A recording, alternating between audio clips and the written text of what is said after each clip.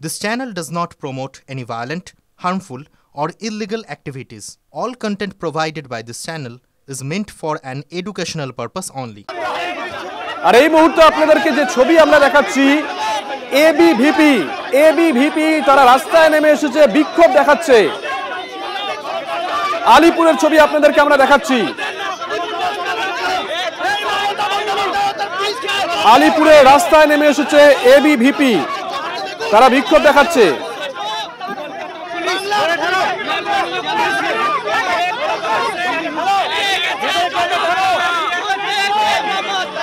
Police সরিয়ে দেওয়ার চেষ্টা করছে এবিভিপির কর্মী সমর্থকদের।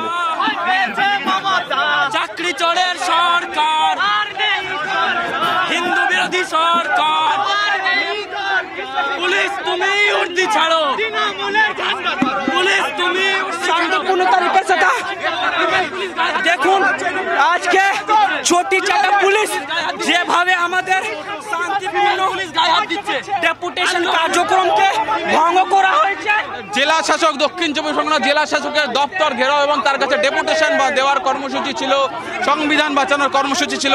সেইখানে তাদেরকে ঠিক থানা যারা যখনই তারা এখানে অবস্থানে বসেন তখনই তাদেরকে তুলে নিয়ে যাওয়া হয়, তখনই তাদেরকে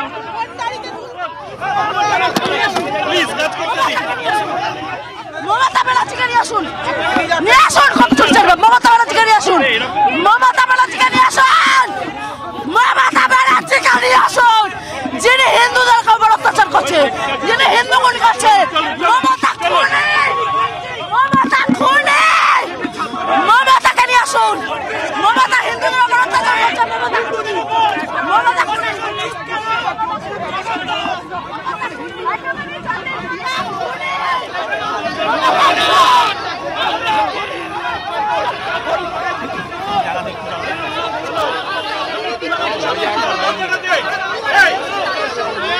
আমরা একই সঙ্গে আপনাদেরকে দুটো ছবি দেখাচ্ছি। শালবনীতে মুখ্যমন্ত্রী, অন্যদিকে আলিপুরে সেখানে এবিভিপি রাস্তায় নেমে এসেছে নিয়োগ দুর্নীতি ইস্যুকে কেন্দ্র করে।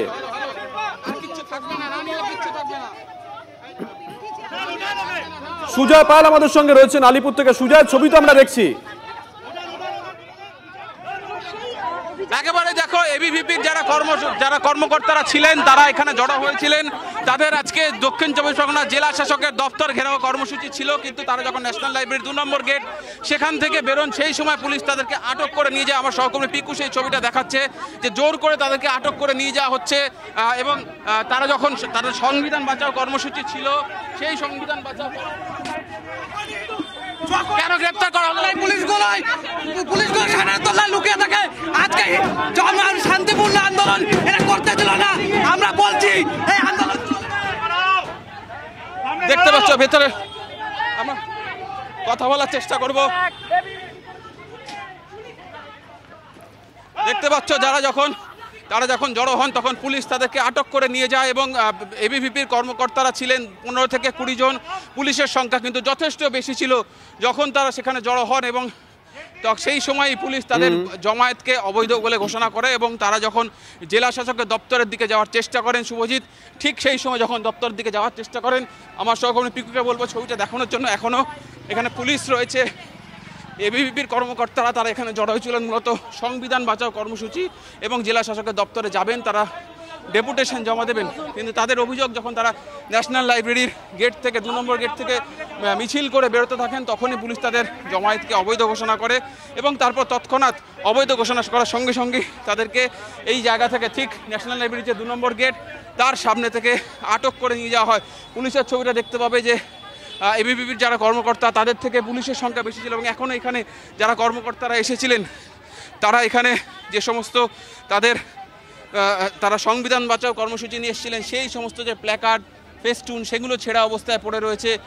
দেখতে পাচ্ছ যে এই যে তাদের এই যে বক্তব্য, তারা যে কর্মসূচি নিয়েছিলেন সেই কর্মসূচির যে প্ল্যাকার্ডে লেখা হয়েছিল সেগুলি উপস্থিত রয়েছে, সেগুলি রাখা রয়েছে।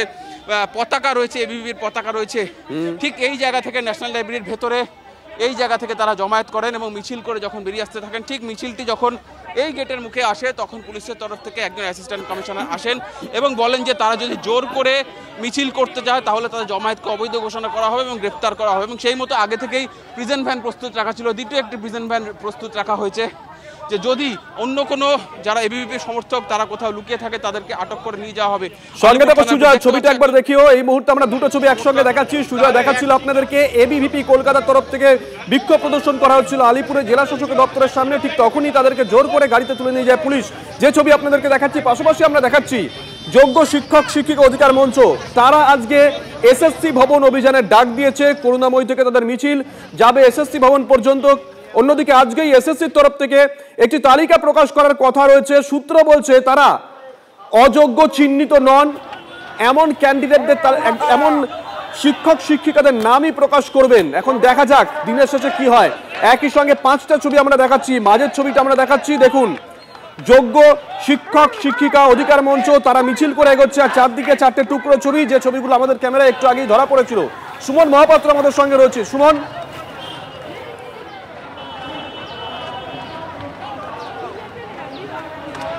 একেবারে দেখো সেই মিছিল বেশ কিছুক্ষণ হলো একেবারে আচার্য সদন অর্থাৎ এসএসসির যে কার্যালয় তার সামনে চলে এসেছে এবং আমি একবার ছবিটা দেখাবো। এসএসসির কার্যালয় তা একেবারে নিশ্চিদ্র পুলিশি ঘেরার টোপে আবদ্ধ করে ফেলা হয়েছে। একাধিক আইপিএস পদমর্যাদার পুলিশ তারা এখানে কিন্তু নিরাপত্তার দায়িত্বে রয়েছেন এসএসসির। অন্যদিকে একেবারে এসএসসি অফিসের উল্টো দিকে অর্থাৎ আচার্য সদনের উল্টো দিকে যে রাস্তা রয়েছে সেই রাস্তা সম্পূর্ণরূপে বন্ধ। তার কারণ সেখানে যোগ্য চাকরিহারা শিক্ষক শিক্ষিকা শিক্ষাকর্মীরা তারা কিন্তু রাতভর অবস্থান চালাবেন, সেই জন্য কিন্তু প্রত্যেকে রাস্তায় বসে পড়েছেন। তুমি দেখতে পাচ্ছ এরা প্রত্যেকে শিক্ষক কিন্তু চাকরি হারিয়েছেন এবং তারা এই রাজপথে তারা তাদের প্রতিবাদ প্রদর্শন করছেন। আজকে বিকেলে যে তালিকা প্রকাশ হওয়ার কথা রয়েছে সেই তালিকা যতক্ষণ না প্রকাশ হচ্ছে এবং তাদের দাবি যতক্ষণ না মিটছে ততক্ষণ কিন্তু তারা এই অবস্থান বিক্ষোভ চালিয়ে যাবেন, এমনটাই তাদের বক্তব্য। আমি ছবিটা দেখাবো, আরো একবার ছবিটা দেখাবো। এই সামনে আরো অনেক শিক্ষক তারা কিন্তু বসে রয়েছেন। দেবব্রতকে বলবো একটু এগিয়ে আসতে এবং এগিয়ে এসে ছবিটা দেখাতে যে প্রচুর শিক্ষক তারা এরকম রাস্তার মধ্যে বসে রয়েছেন এবং গোটা বলা চলে এসএসসি ভবন থেকে করুণাময়ী পর্যন্ত কিন্তু শিক্ষকরা তারা কিন্তু বসে রয়েছেন এবং এখানে কিন্তু তাদের পরবর্তী পরিকল্পনার কথাও তারা জানাচ্ছেন। এবং এই যে পরিস্থিতি যেখানে শিক্ষকরা তারা রাস্তায় এবং তারা শুনছেন যে হয়তো তালিকা নাও প্রকাশ হতে পারে, তারা যেভাবে চাইছেন সেভাবে হয়তো ওএমআর শিট প্রকাশ নাও হতে পারে, তারপরেও কিন্তু তারা তাদের এই অবস্থান বিক্ষোভ চালিয়ে যাচ্ছেন। আমি একটু কথা বলবো এখানে যারা মঞ্চে রয়েছেন।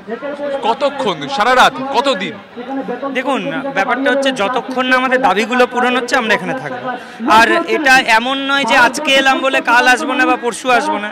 যতদিন না আমাদের দাবি পূরণ হবে আমরা রাস্তাতে তো থাকছি, কিন্তু শুধু যে থেকে যাব খেয়ে দিয়ে বাড়ি যাব এমন নয়, চরমতম আন্দোলনের দিকে যাব যদি আমাদের দাবি পূরণ না হয়। আপনারা কি চেয়ারম্যানের সঙ্গে কথা বলার দিকে যাবেন? আমরা অবশ্যই ওনাকে রিকোয়েস্ট করব বা আমরা চাইবো যে উনি নিচে এসে বা সাংবাদিক বৈঠক করে আমাদের দাবিগুলো নিয়ে কি ভাবছেন, সেটা পূরণ হবে কি হবে না, কি করবেন ওটা বলুন।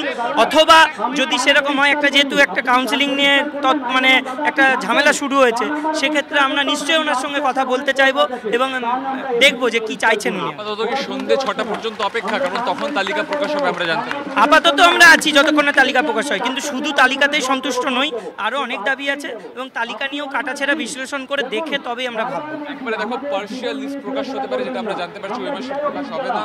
একাধিক অভিযোগ রয়েছে, তার সঙ্গে সঙ্গে এই যে বিরাট শিক্ষক সমাজ তারা কিন্তু আজকে রাস্তায় নেমে এসেছেন এবং যোগ্য চাকরিহারা শিক্ষকরা দেখতে পাচ্ছেন। সঙ্গে থেকে তুমি যে ছবি দেখাচ্ছিলে আমাদের সঙ্গে সুশোভন রয়েছেন, আমাদের অপর সহকর্মী। সুশোভন, তুমি যেখানে আছো সেখানকার ছবি এই মুহূর্তে লাইভ ছবি।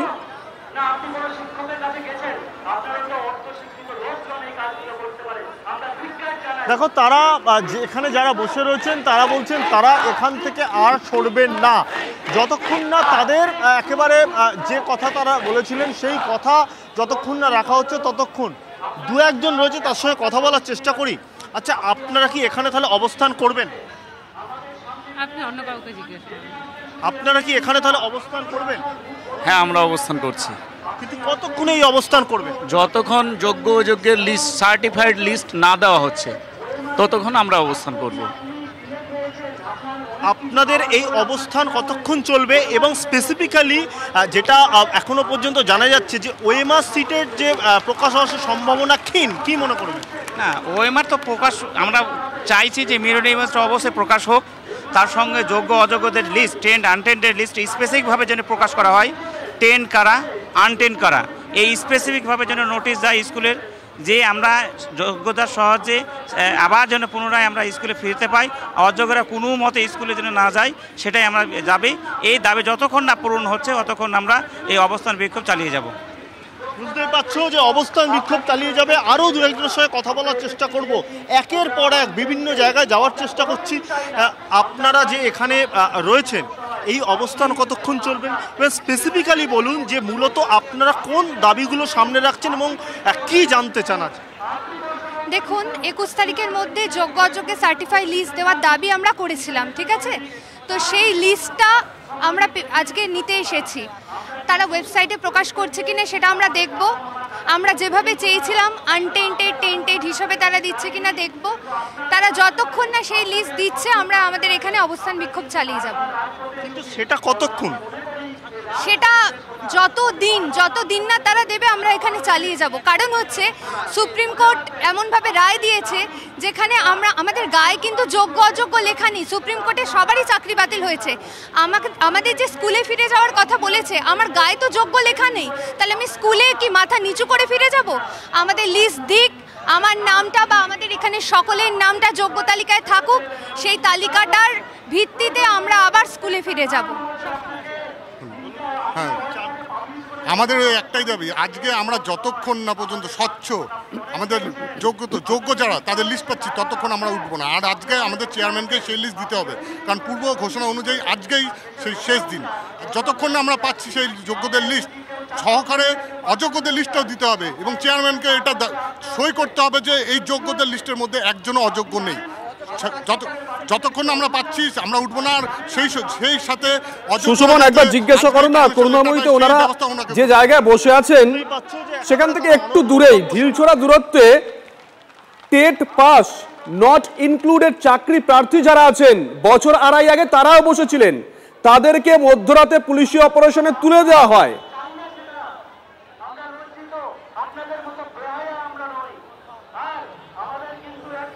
একেবারেই সেই কথা যারা রয়েছেন আরও একবার জিজ্ঞাসা করব।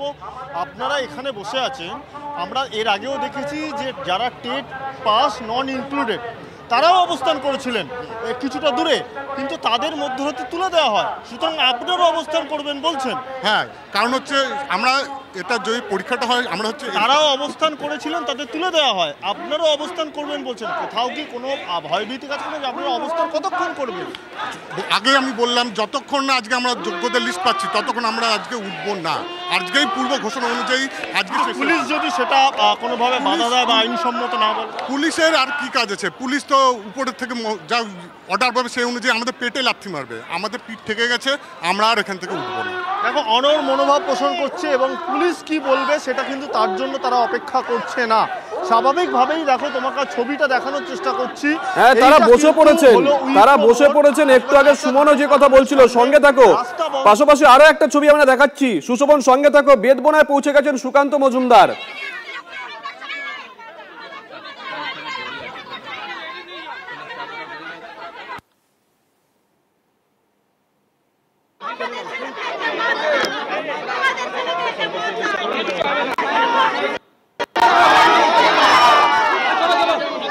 এই মুহূর্তে আমরা দুটো ছবি একসঙ্গে দেখাচ্ছি। আমরা দেখাচ্ছি করুণাময়ীতে, সেখানে যোগ্য শিক্ষক শিক্ষিকা অধিকার মঞ্চের যারা সদস্যরা রয়েছেন তারা রাস্তায় বসে পড়েছেন, তারা বলছেন এই আন্দোলন চলবে। পাশাপাশি আমরা দেখাচ্ছি সুকান্ত মজুমদার, তিনি মুর্শিদাবাদে গেছেন পরিস্থিতি খতিয়ে দেখতে। তিনি পরিস্থিতি খতিয়ে দেখছেন, উপদ্রুত এলাকায় যাচ্ছেন, ঘরহারাদের সঙ্গে কথাও বলছেন। শামসেরগঞ্জের ছবি আপনাদেরকে দেখিয়েছিলাম, আর এখন দেখাচ্ছি লাইভ জাফরাবাদের ছবি। সুকান্ত মজুমদার তিনি পৌঁছে গেছেন। দুটো ছবি একসঙ্গে দেখাচ্ছি, সল্ট লেকে চাকরিহারাদের মিছিল আর অন্যদিকে জাফরাবাদের সুকান্ত মজুমদার।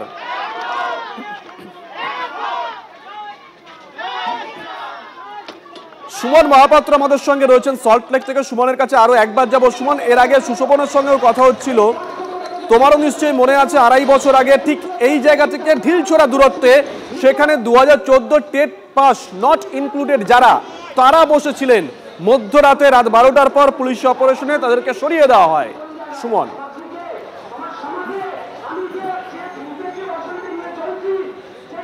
মধ্যরাত্রিবেলা 10 মিনিটের অপারেশন করেছিল পুলিশ, যেখানে পুরো এই এলাকা পরিষ্কার করে দেওয়া হয়েছিল। যারা যারা বিক্ষোভ দেখাচ্ছিলেন তাদের সরিয়ে ফেলা হয়েছিল, কিন্তু একটাই ফারাক, তারা ছিলেন চাকরি প্রার্থী আর এরা চাকরি হারা শিক্ষক।